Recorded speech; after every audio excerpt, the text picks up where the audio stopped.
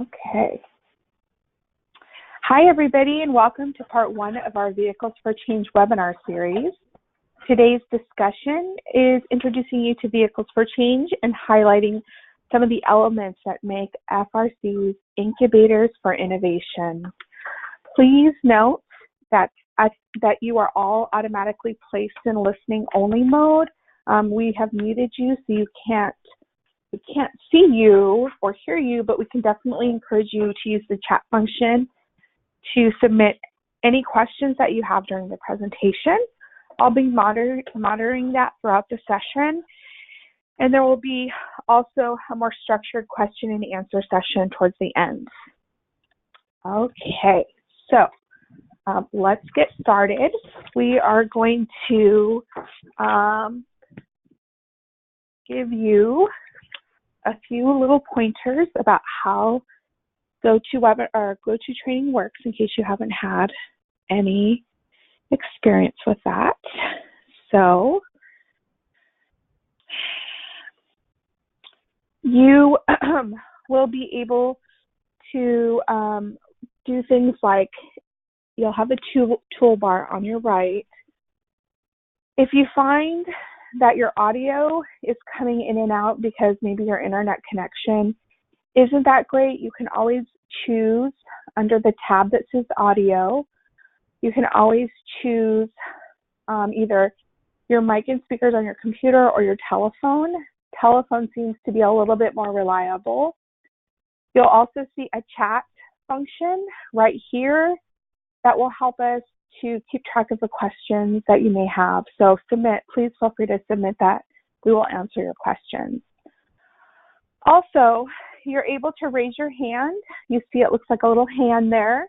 That will allow us to either unmute you so that you can talk into your microphone or maybe read a question that you're typing in. Today's presentation is going to be recorded, and so just so you know, you'll be able to access this later if you have any questions, okay? And then the little microphone here is also a way for you to unmute yourself if you muted yourself. We are actually controlling that, but sometimes people can mute themselves, and then what happens is we can't hear you. So just so you know where that function is, we might ask you to unmute yourself today, okay? So today, your presenters are myself, Lydia Marquez. I am a trainee and consulting specialist with Strategies 2.0. I train and consult all over the Southern California region, so we may have crossed paths. And my background has primarily been in case management and also working with children with young families as an early interventionist. And now I'll hand it over to Judy, who can introduce herself as well. Hi, everyone. We're really happy to have you join us today. As Lydia said, I'm Judy Sherman. I'm an independent consultant and the principal at Judy Sherman and Associates. I've supported the field of family strengthening for over 25 years, working with nonprofit organizations and state and local government and networks. My practice includes work with California Department of Social Services, family resource centers, their public and private partners, cross-sector coalitions and networks, community change initiatives, where I help to advance their mission and enhance programs, develop policy, and engage their communities. I've authored several resources for the field, including this one, Vehicles for Change, Family Resource Centers Vehicles for Change Volume 2, The Evolving Field.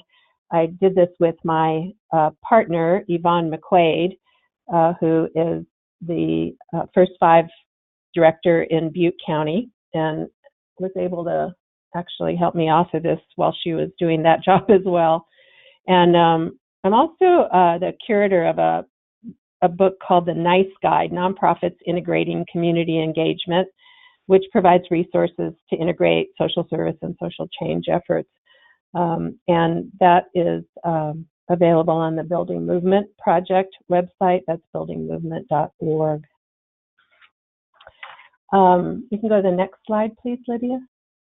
So I wanted to talk a little bit about these webinars. As Lydia mentioned, this is the first in the series of 4, and they're meant to introduce you to a variety of topics presented in the Vehicles for Change monograph and offer examples and an opportunity for you to consider how you might apply those in your organization from your sphere of influence or whatever your position is in your organization. So this means that we want everyone to consider as we're going along how you might take something from today and apply it to your work with families and in your neighborhood or community. So for this first webinar, our objectives are to understand what the unique characteristics are of family resource centers. And you see that we use FRCs throughout, and when we use FRCs, we mean family resource centers. Also to define the elements that distinguish family resource centers from other service delivery platforms. So why do we talk about FRCs distinctively, and why have we written 2 monographs about them? And then we want to apply the Family Resource Center practice methods as a way to adopt a framework that promotes family and community well-being. And I'll get into detail of that framework in a little bit. Next slide, please. So our agenda for today is pretty full, and we're excited to begin the series. We're going to start out with some brief introductions so you know who we are and that we get a sense of who's in our virtual room today with us. And then for folks who are new to Vehicles for Change, I'll give a short explanation of what it is, and Lydia will briefly share Strategies 2.0 role in making it accessible to the field. And then we'll explore what makes FRCs different from other service delivery platforms and how they can utilize the social determinants of health to approach their work. We'll share with you the practice methods framework, and we'll give you an example of how one organization has used the social determinants of health in their family resource center services and activities.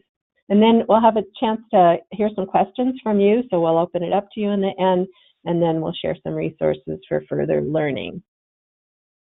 So as we go along today, think about questions that are coming up for you, make a note of them. You can put them in the chat, and then we'll answer as many as we can at the end. Back to you, Lydia. Okay. So now that you know who we are and what we're doing today, we'd love to get a sense of who you are today. So I'll be launching a poll to learn about the types of organizations that you work for and the titles. So I invite you to go ahead and make your selections. So I am going to put this up, and all you have to do is click on your organization, type of organization that you work for. So I'm going to do that. Just leave it for a second. Okay, and I'm going to close that in about 10 seconds. So in 5, 4, 3, 2, 1. Hopefully everyone's made their selection now. Okay, so let's see where everybody is from. Looks like we have a large number of folks in the Family Resource Center field, some county, city agency people, as well as statewide agency and community-based nonprofits, and First 5. That's exciting. And I know that Riverside has a family resource network, and it's also you're also working for the county. So for this webinar, I think we'll consider the FRC as your organization that you work for. All right. So next, let's see here. Please select the title that best fits your current work. So let me... You want to go to the next slide? Yeah. Yeah. Is it... Can you see it up here now? We're still seeing the poll for right now. Okay. All right. Sorry about that, you guys. Technology is our friend. And yet, okay. There we go. Can we see this? Yes. Okay, great. So please select the title that best fits your current role. And so you'll see the choices that you have. And now I will share the poll. All right. So go ahead and give you about 30 seconds to do that.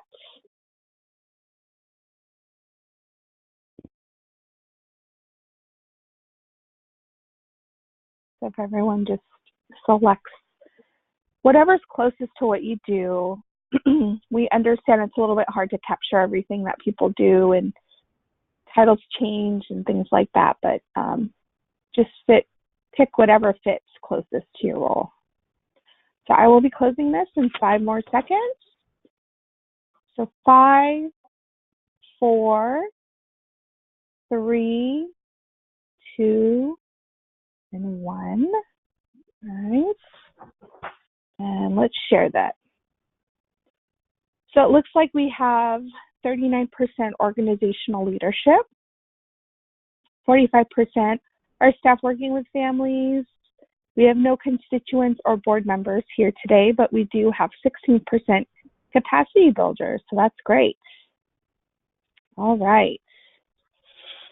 So let's get back into it. All right, well, thank you all for joining us here today. If you're not familiar, Strategies 2.0 is a partnership between the Child Abuse Prevention Center in Sacramento, Children's Bureau in Los Angeles, and San Diego State University. Our organization is helping growing knowledge and networks for professionals working with families. Our vision is a world where children are cherished, families are engaged and strengthened, and communities thrive. And our mission is to be a catalyst for family strengthening child abuse prevention professionals and systems to make that vision a reality. Strategies 2.0 provides training, resources, and consultation to organizations in the family strengthening field. So one of the ways we're doing that is also by providing this webinar series. You'll see that we cut short Family Resource Centers Vehicles for Change to V4C. This makes it easier on all of us, so we don't have to write that out every single time. This 4-part series is meant to provide a deeper dive into the themes, messages, and frameworks presented in Volume 2 of V4C. Each webinar looks at a different aspect of vehicles, FRCs, and each includes a definition of the topic, an opportunity for you to reflect on how it fits for your agency, an example of how it's utilized, and time for questions and answers. Each of our webinars will be held from 1 to 2:30, or well, from 12 to 1:30 on the dates listed here. And you can go to www.strategiesca.org to register for all the ones that you'd like to join. So let's just get started by sharing an understanding of what is an FRC, and so I'll let Judy explain that. Thank you, Lydia. I want to first provide a little bit of background about the Vehicles for Change monograph. So the original seminal monograph was written in 2000, and it described what is a family resource center. It was focused on FRCs because at the time there was no clear or common definition or agreement on what made an FRC. And in early 2015, we began to explore what had changed. We started talking about what had changed in the field over these last 15 years since the original monograph, and we realized that the character of family resource centers had evolved and are continuing to do so as part of the field of family strengthening. So when we talk about FRCs, we really talk about the field of family strengthening as well. And the second monograph, while it was still focused on family resource centers, also takes on the essential elements for sustainability and how we strengthen ourselves as a field.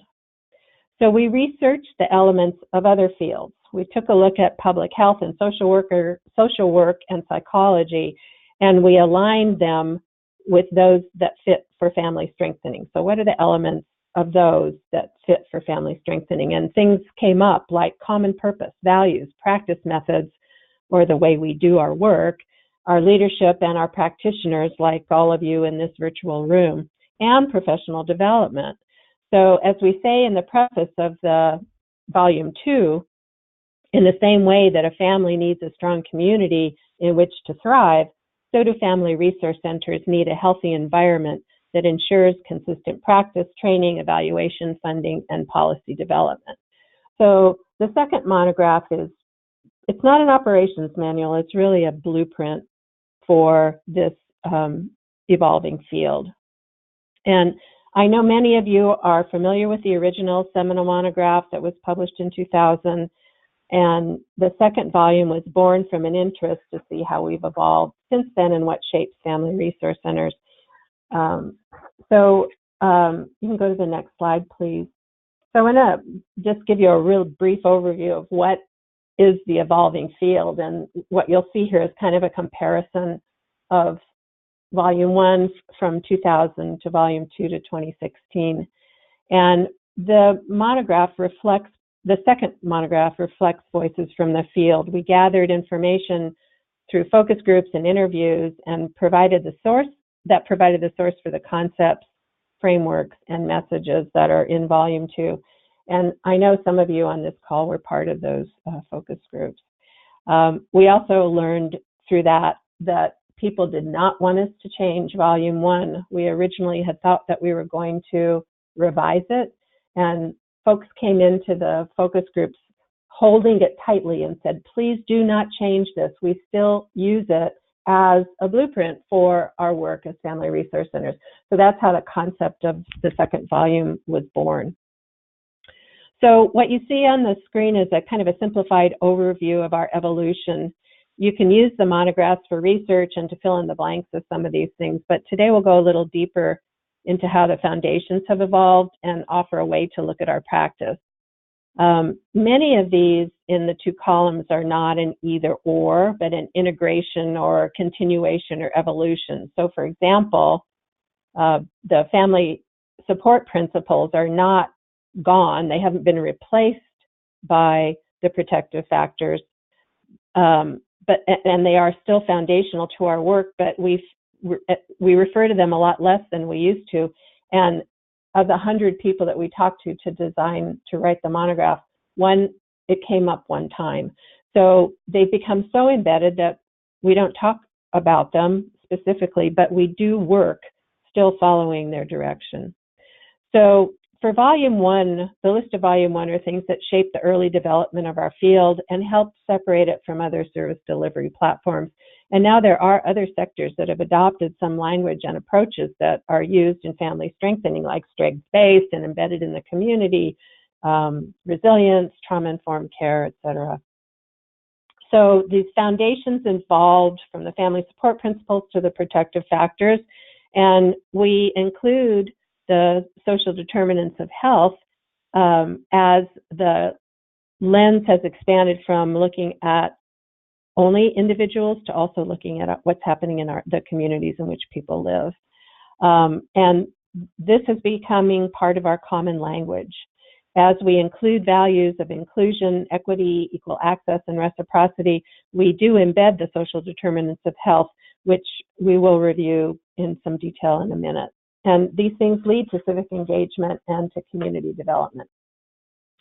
So another thing that's changed over time is how we refer to people.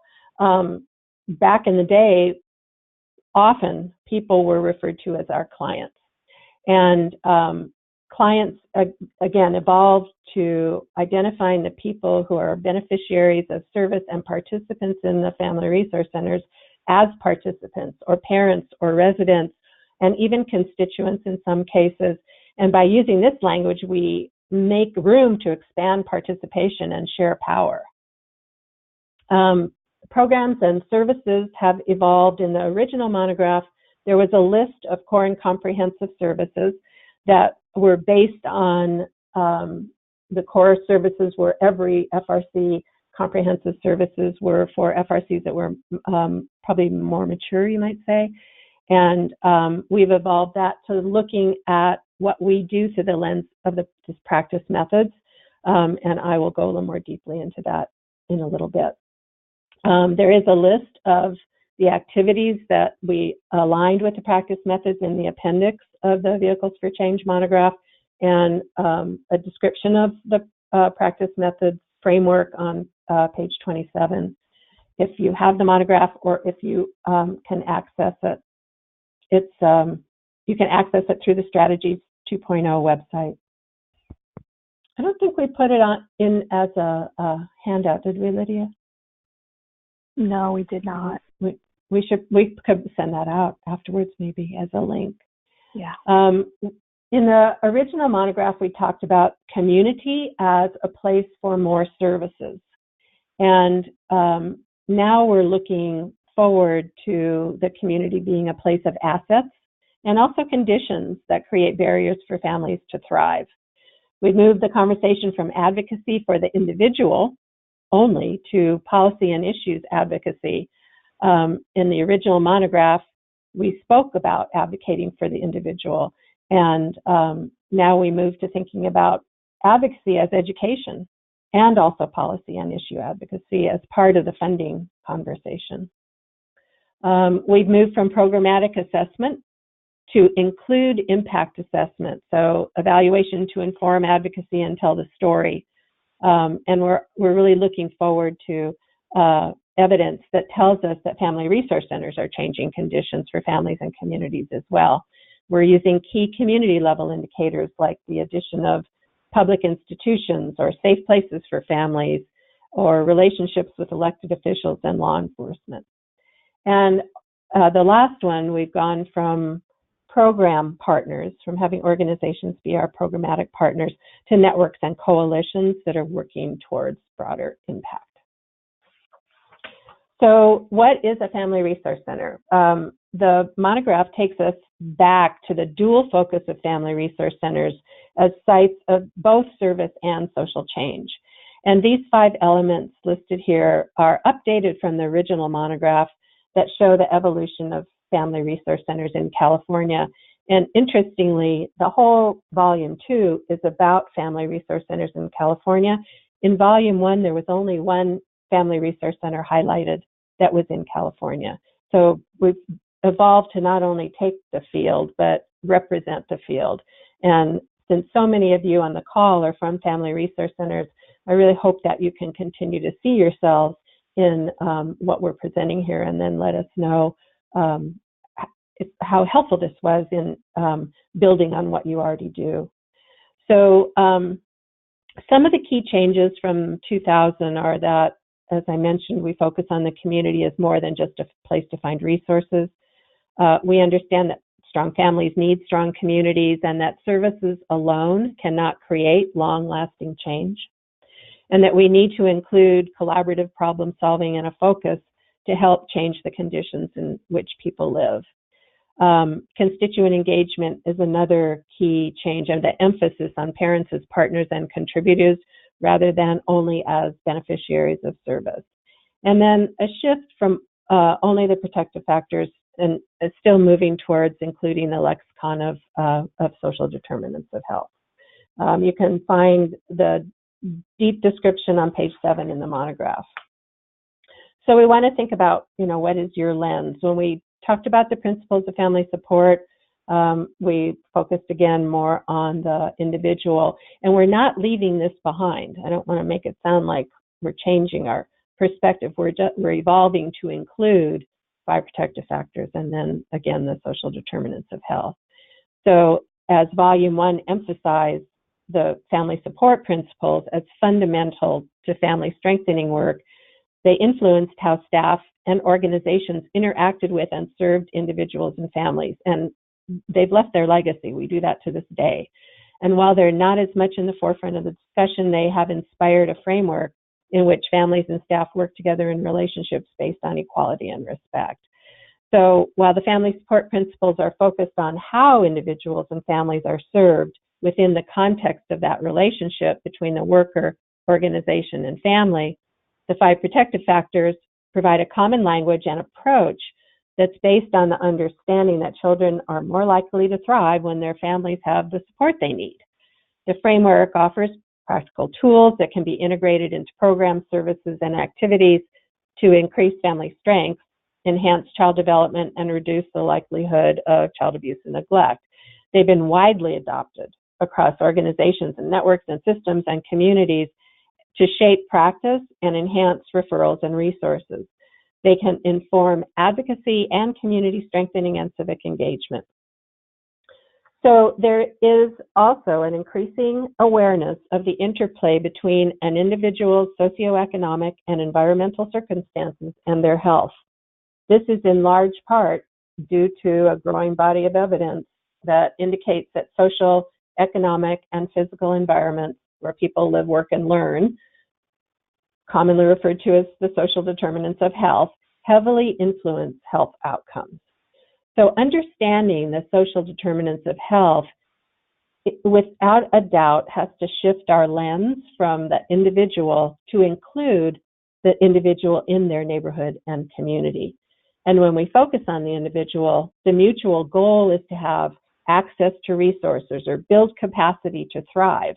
For example, enhancing parenting skills or encouraging healthy activities like walking or exercise.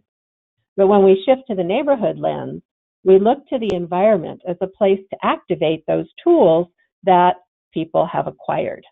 So are there sidewalks where people can safely walk, or parks where families can enjoy outdoor activities no matter where they live? So this approach lifts the work from only a one-to-one focus to include the lens of community health. And it means that the work moves outside the walls of the organization and into the community. So an important part of all Family Resource Center activity is to ensure that the people who are affected by local conditions have a voice in the change, and we call this having agency. So we'll go more deeply into this in our next webinar, but for now we'll go a little bit deeper into the social determinants of health.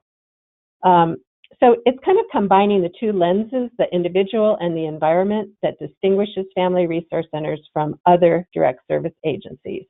By combining services with opportunities for growth, for civic engagement, and social and economic development, transforms the FRC from simply a service delivery organization to strengthening families and communities through capacity building, connection to resources, leadership, and neighborhood and community enhancement. So when a little bit, like I say, digging a little bit more into the social determinants of health, we can see here that there's kind of two things that are going on. If you research the social determinants of health, I'll tell you, you find many different ways that they're presented. There are many, some have different numbers of social determinants, so you can really find things that match your approach. But these are some of the basics. And this is from the World Health Organization, and it's described on page 25 in the Vehicles for Change monograph in a little more detail. So what this says here is that our social environment can be seen as two things. It's a place where you can activate the skills that you acquire, and as a place where you have a voice in what that place will look like. So our overall health is partly determined by the choices that we make, right, about eating right or not smoking or getting enough sleep, but also by access to social and economic opportunities. So the resources and supports available in our homes, our neighborhoods, and our communities, the quality of our schooling, the safety of our workplaces, the cleanliness of our water and our food and our air, and the nature of our social interactions and relationships. So these conditions in which we live explain in part why some Americans are healthier than others and why Americans are generally not as healthy as they could be. So what are the social determinants of health? They're the factors in society that support or act as barriers to the health of an individual, population, or community. Health equity is when everyone has the same opportunity to attain their full health potential, and no one is disadvantaged from achieving this potential because of their social position or other socially determined circumstances. So by addressing these social determinants of health, rather than or in addition to focusing on specific problems or issues, you can get to the root causes of the problem and help to create long-term change. So most of the research on the social determinants of health point to three overarching factors, and that's economic or income inequality, social connectedness, and a sense of personal or collective efficacy.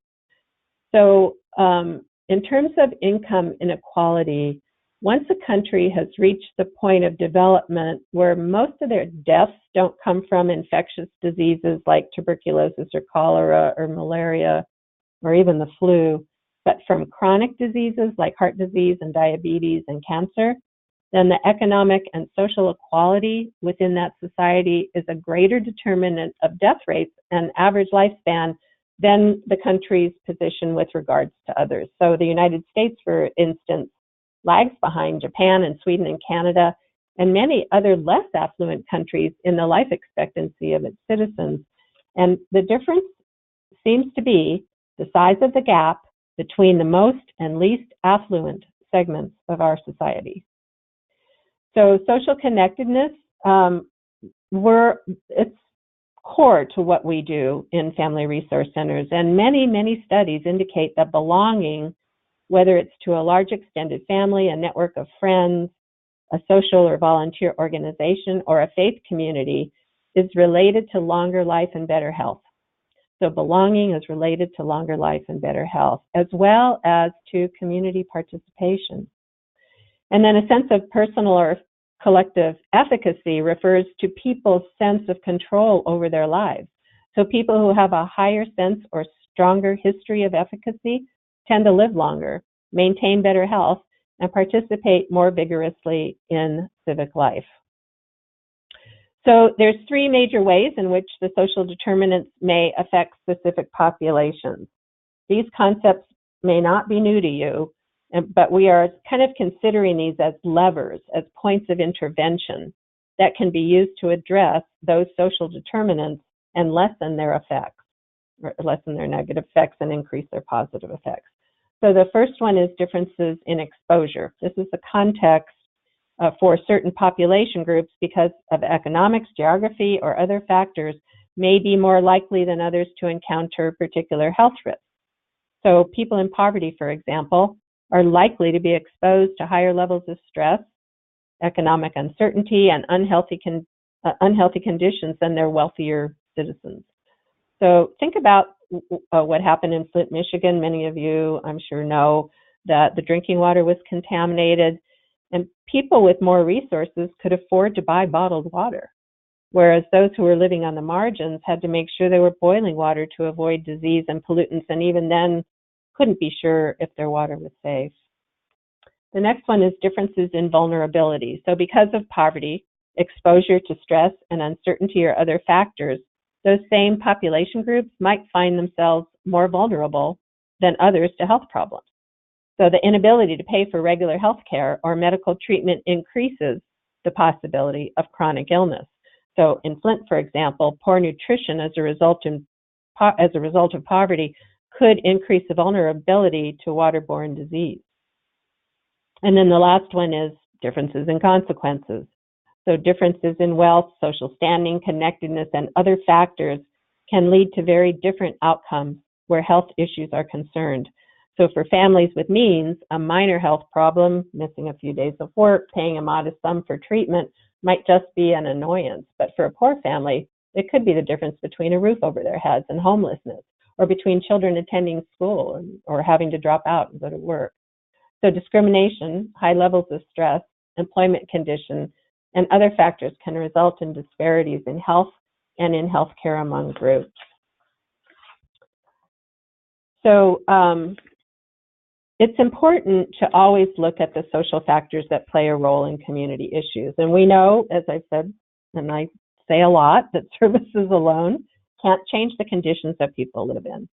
As we remember the 5 characteristics of the FRC above the bar, we can see how they're poised to focus on the social determinants of health, because they express the basic principles that speak to issues like social, racial, and economic justice, equity, poverty, social isolation, and special needs. So these 5 characteristics on the top of the line help us focus on social determinants of health, where we involve all sectors of the community. Family resource centers are positioned in their community and have access to enormous numbers of people who live in that community by the fact of where they are and how they work, which can help to get at the root cause of issues and build on existing partnerships that can endure and be directed to other issues as well. We use the knowledge of those most affected by the issue as well as others in the community. And we talk about the practice methods. We'll go a little more deeply about involving folks and using their knowledge, which is something family resource centers do, and that sets them apart. And then educating people about health and about other forms of inequity. We can create a fair and more equitable community that addresses discrimination, and in the process create new community leaders. This approach encourages people to move beyond the perception that prevention is about teaching healthy behaviors and helps to identify interventions as well. So it's twofold. For instance, increasing individuals' knowledge, educating providers, influencing legislation, things that may not seem related at first but end up complementing each other. So tackling social determinants of health can seem kind of like an impossible task. I mean, these are large social problems that haven't been solved by government and large organizations, and even those with expanded resources. So, excuse me, major social change often takes more than a single type of intervention and all-out assault on a number of social factors over a long period of time. Think about the Public Health Initiative to Reduce Smoking. This is a long-term effort that involved many groups, government, and massive resources. But today, we don't see a billboard or a cigarette commercial anywhere. And unless you're a high government official or have access to unlimited funds, you're probably not planning anything that broad, and you don't have to.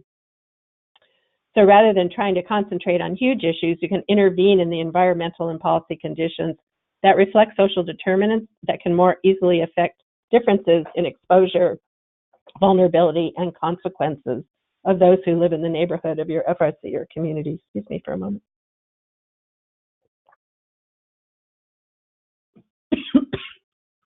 So in the process of addressing these issues, the folks you're concerned with can learn much of what they need to change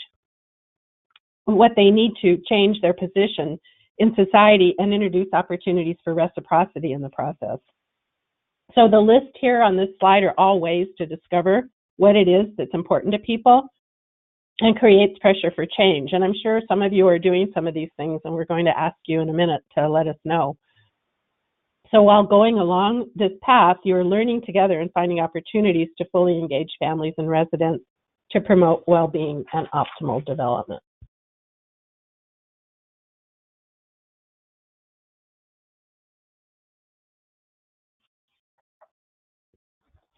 Can you go to the next slide, please? So I want to share with you an example here from El Modena Family Resource Center in Orange County.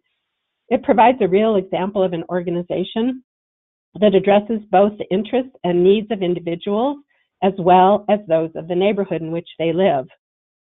So we've attached a case study adapted from one written in 2015 for the Health Happens Here initiative that was organized by the California Family Resource Association, or CFRA. So this one is available to you as an attachment to the webinar. And you can find 4 additional case studies on the CFRA website by searching for Health Happens Here. So El Modena tells the story of how utilizing information from people who attend classes, access resources, and use services to monitor blood pressure and diabetes can motivate action both by the organization and those who participate in its programs. So data was presented by the Orange County Health Improvement Plan in 2014 to 2016 and identified obesity, access to exercise, and healthy diet as issues for the population in El Modena's neighborhood.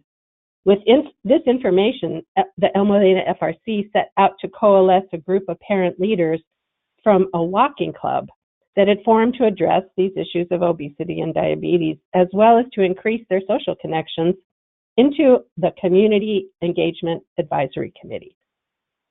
So El Modena incorporated nutrition education as part of the group's activities and provided support to the group to continue this healthy lifestyle. And in turn, the group began to volunteer for other projects, including fundraising to ensure that martial arts classes for kids, which contributed to their health and well-being, would continue. And with training and support from the FRC, the group became involved in civic engagement activities. They reached out to the local mini market owners to request healthier food for a neighborhood where those options were limited or unavailable. As a result of their participating in the Health Happens Here campaign, the group started to look at the health and safety of their neighborhood, and they noticed that a local park was not appropriately lighted, and as the winter season was upon them, the park was too dark to use safely. So understanding that this type of change requires multiple sector involvement, the group have made a long-term commitment to advocate for change through local government and policymakers.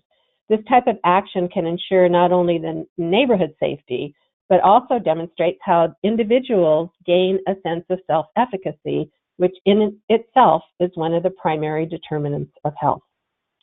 So the slide here illustrates the different roles taken by the organization and by the parents that created the environment to address the social determinants of health. It's important to be clear about these differences when maximizing opportunity for parents and residents to participate in changing conditions in their neighborhood that are barriers to thriving. And so you can ask yourself these questions. What can parents do, and what can the organization do? So Lydia, were you able to reach someone from El Modena who's joined us on the call? I sent a message but did not hear back yet, so I don't know if they are still interested in sharing an update with us, or... Oh, she's here. Maribel. So I am really happy to tell you that Maribel Reyes, who is the person I interviewed for this case study, has joined us on the call. And Maribel, I don't want to put you on the spot or anything, but I'm wondering if you could say in a few words what has happened since this case study. Is that group still together, and are they still doing work together? Yes. And if you are oh, hello. Hello. Yes. So our community, our SEAC members have remained. We've grown the group, and we've really tackled one of the issues that they had was in seeing themselves as leaders. They were already doing a lot of the work, but they were not seeing themselves as leaders. So with the support of FAT, we've been able to work with support to encourage them to see themselves as leaders, but they've taken more of a role. So not only have they done this, we've had a parent that joined the PTA. She became the president. So they're taking on more leadership roles even within their schools. And so this is great because not only are they making an impact within our neighborhood, now they're starting to participate in their children's education. In one occasion, we invited the superintendent of Orange, and he was here in one of the meetings, and one of the parents suggested, if you want more of our community to be represented in these school board meetings, we would encourage equipment for translation. And that way we can understand what these board meetings are about, and also our concerns can be heard. And they did make that change for them. And so these are the small steps that they're taking, but that are having a larger impact overall. Maribel, thank you so much. And I want to emphasize the last thing that Maribel just said, and that's small steps.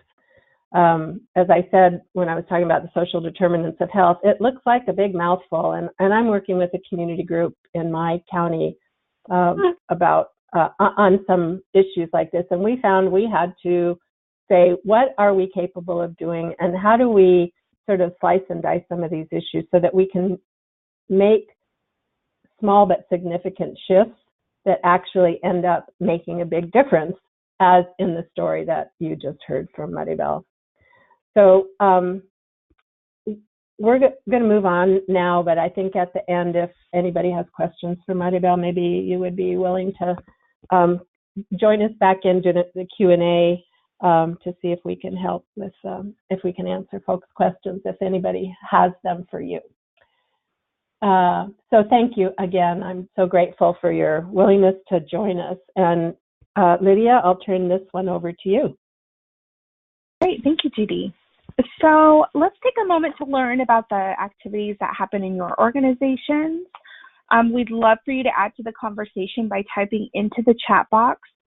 I'll wait a few moments for people to do that, and then I'll pick a few to read aloud, and we'll send the comments out after the webinar to everyone in case we didn't read them all.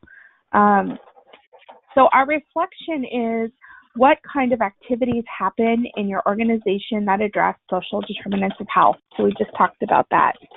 And so we have one response. Gwendolyn Garcia mentioned providing mental health interpretation with volunteers from the community. All right. And again, just go ahead and add whatever. And then Candy Smith mentioned nutrition education classes. Great, thank you so much for sharing.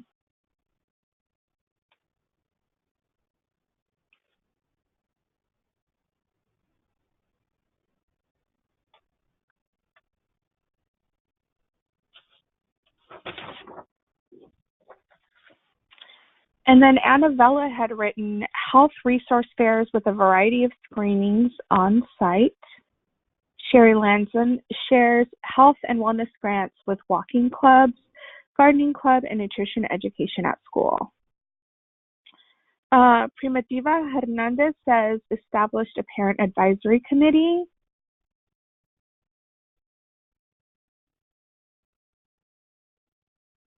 And then we'll just get a few more people to share.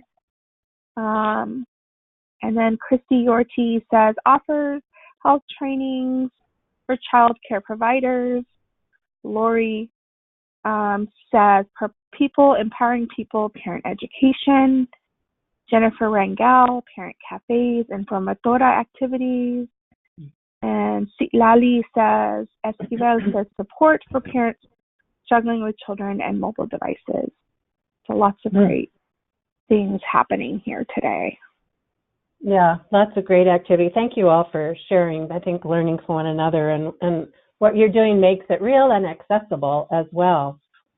So we know that integrating activities to address the social determinants of health into Family Resource Center daily practice serves the purpose of shifting from focusing on services alone, from focusing on the individual only, to including the environment or conditions in which people live.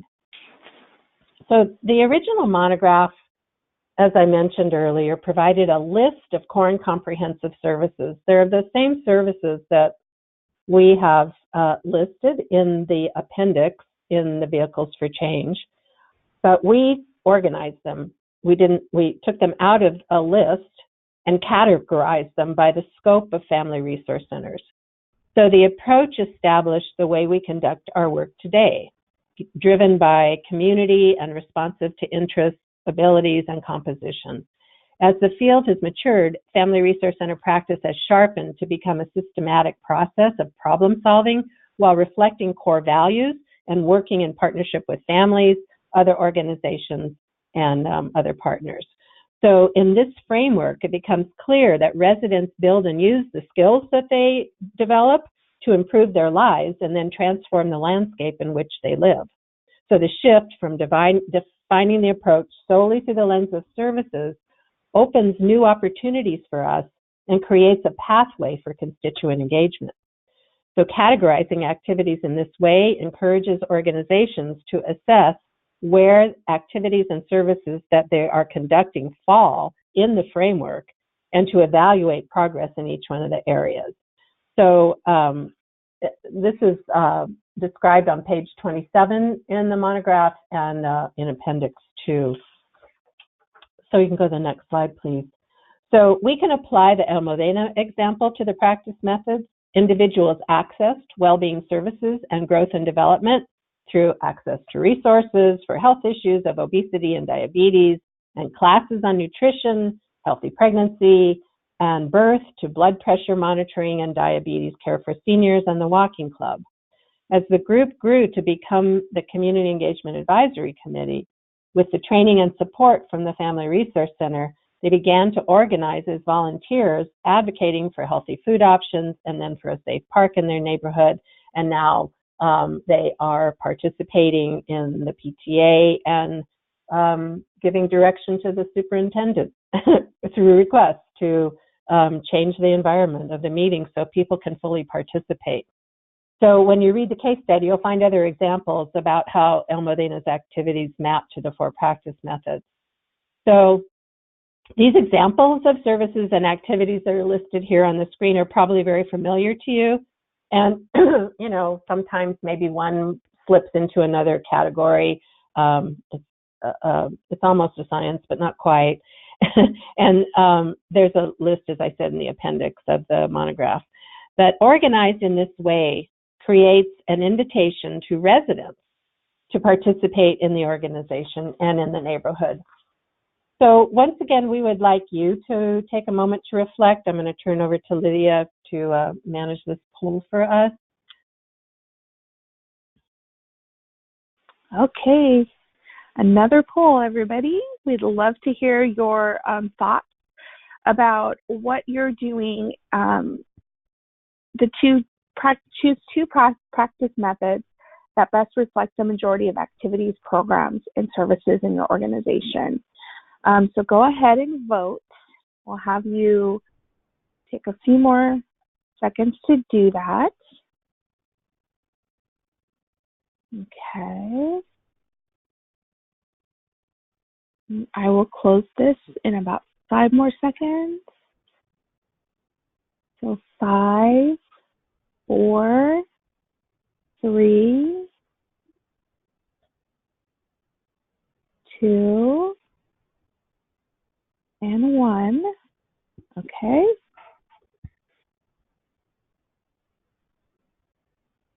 All right. So it looks like 83% are providing well-being services, as well as 88% providing growth and development services, 10% are providing civic engagement, and 17% are providing community development. So this is really a common range of for family resource centers. Most organizations will find that the majority of the work that they do falls into well-being services and growth and development activities.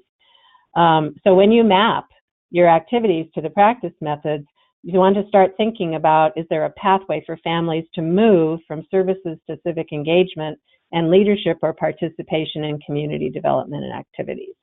The Family Resource Center core training, which will be available broadly next fiscal year, I believe that's when Strategies 2.0 is going to start offering it, will focus on this topic in more depth and provide a space for organizations to do the mapping and then to think about a plan to further engage residents across the spectrum. Also, the topic of the next 2 webinars are reciprocity as participant engagement, and then community development, Family Resource Center style, which will cover asset-based community development, and again, help you think about how to integrate civic engagement and community development more broadly into the well-being services and growth and development. So, but tomorrow, you can take this structure and sit down with your teams and start to map your services and ask yourself these questions about, is there a path for folks to move from civic engagement, and community development activities? What might that look like for us? What are some small shifts that we can take in order to do that? So we want to open this up in the last 5 minutes to some question and answers, and then let you know that there's some references and then what's happening with the next webinar. So Lydia, may I turn it back to you again? Sure. So if you have questions or any comments regarding this webinar, please feel free to enter that information into the chat box, and I'll give you just a few minutes to do that right now. So go ahead if anyone has any questions. Please put them in the chat and we'll go ahead and read them to the group. So Gwendolyn Garcia has a question. Her question is, what type of funding pays for the services at the FRC? So Maribel, could you talk a little bit about that from El Modena's perspective? What is the source of support for some of these activities for your advisory group? Sure. Maribel? So we are, so we are part of Community Action Partnership of Orange County, and El Modena is one of the branches under that agency. So we are funded through FACT to provide some of the services, preventive services. So with both funding that we receive through Community Action and with the FACT grant, we're able to provide an array of services that are free to the community. So we're, as every FRC, we're constantly looking for additional funding. And it's just you know, wherever there is money, we try to tap into that. And I think too, you know, that being part of a larger organization and having access to funds is one thing, but it's a value. The reason there's funds available is because this approach is valued. And so, you know, this is where I think conversations about advocacy are really important. And again, we'll go more deeply into that in the FRC core training. But if you see the opportunities for this, finding an organization that has like-minded goals and approaching them saying, we can do this, we need your support to do it, is one strategy to for funding. It's aligning yourselves with organizations that are like-minded, which is really what Maribel is describing. Right. And that's how we partner with other agencies that can offer those services. We provide a space for them, and that's how we're able to provide many services to our community. Exactly. Right. Thank you. Any other questions? Hi, Judy. Just one more. How can we use Vehicles for Change to learn more about these topics? So Vehicles for Change is organized in a way to kind of be a study guide, and the three major sections have questions for reflection. And I know of some agencies that have taken this and other monographs that are written in a similar way and had sort of a reading club or a learning circle in their organization. And our last webinar will be about that, having an organization as a learning organization, and how to create learning circles. So this is one way that you can start to integrate the language into your everyday practice and the approaches into your everyday practice by using the reflection questions as kind of a study guide and a learning opportunity for everybody, and a place where you can hear from your staff and whoever else you invite into it about what their opinions and perceptions are about what it is they're reading. Thanks, Lydia. Great. So it looks like there's no more questions. And so, it's just about 1 o'clock. Yeah. So I want to let you know that in the end of the PowerPoint, there's some references here for you to take a look at. I won't go through all of them individually, except to say they all address the social determinants of health from some perspective, including the ACEs connection and trauma, the World Health Organization's description, which I mentioned, Healthy People 2020, which is an initiative to address the social determinants of health. The Kansas City Toolkit, item number 4, it's got vast resources for all kinds of information and PowerPoints and ideas. It's a great, useful toolkit. It's very practical. And then the Essentials for Childhood is from the Center for Disease Control, and has steps and also sources for data on social determinants of health, programs to address them, and tools to put them into action, and policy resources to support your action. So to take a real strategic approach is very useful. Okay, Lydia, you want to tell us about the next webinar and take us home? And I'm going to say thank you to everyone for your participation and your hanging in there with us. Yes, and again, just as a reminder, under your Materials tab, there is a PDF copy of the PowerPoint. So it has all of these resources and references for you to look at later if you need. So the next webinar will be on February 15th, and we'll explore the concept of reciprocity, which is another important and unique characteristic of FRCs. This type of engagement is a collaboration between residents and participants for the mutually beneficial exchange of knowledge and resources in a context of leadership and partnership. So Judy will interview colleagues from Little House by the Park, a family resource center in Guadalupe, California, that has mastered the art of reciprocity, and we'll learn about what kinds of activities promote reciprocity, what happens as a result of those activities, and how the organization and its partners measure success. After the interview, you will have the opportunity to ask questions and consider the opportunities within your organization. So please join us. You may register on our website. Our website is strategiesca.org. You may also follow us on Twitter and Facebook, so you can see what we're up to and what kinds of events and trainings we have in your area. So thank you, everyone, for joining us today. We really appreciate all of your participation, and we hope to see you at the next webinar on February 15th. Yeah, and a special thanks to Maribel Reyes, who really enriched the conversation with your information and presentation. So thank you, Maribel. Bye, everybody. Thank you so much.